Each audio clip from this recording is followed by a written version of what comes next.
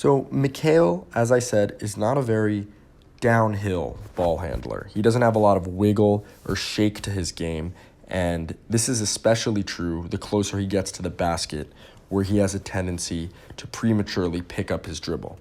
Now here's an example, being guarded by Alperen Şengün on a switch. These crossover tween combos are all side to side. They're not really getting him anywhere, and it allows Şengün to stay in the play.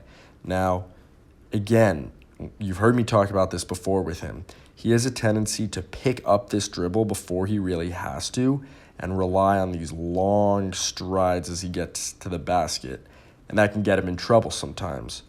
Here, the defender slides over. Could be a charge, but is still in the restricted area.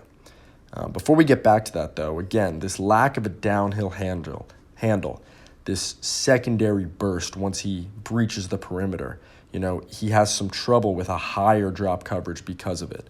So here, Şengün's waiting above the elbow, outside of the paint, and this is a lot of room for Mikhail to play with. Maybe accelerate right, maybe cross over back to the left and try to get to the rim. But instead, he ends up settling, I think, for a 15-footer. Again, this is Alperen Şengün, not the most nimble defender. You'd like to see him come off the screen and pull out a second move, at this area of the court. He's a little limited right now, coming off screens versus higher drop coverage by that lack of a handle, that lack of explosiveness. Because of that, he is very dependent on these long strides when he's getting to the basket, and that can get him in trouble sometimes.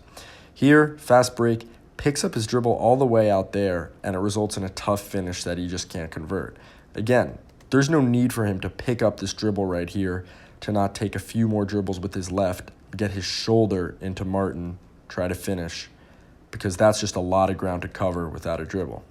Now, it works out sometimes. Here, good balance, good body control. He can cover a lot of space with these strides. Again, picks up his dribble outside of the paint, ends up getting all the way to the rim, and one finish.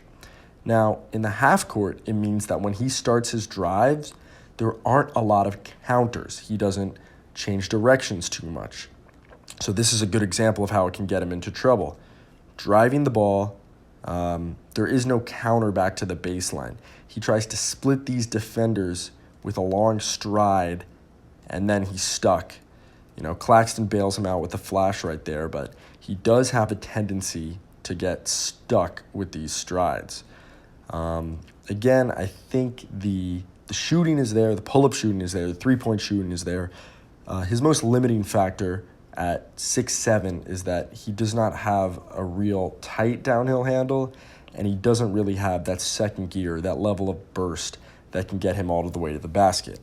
You could say the same about KD, a former net, but KD was a legit 7 feet tall, mattered a little less, had much more room for error getting to his spots. So handle development is a big thing to watch for with Mikal Bridges, as well as the frequency of his attempts at the rim.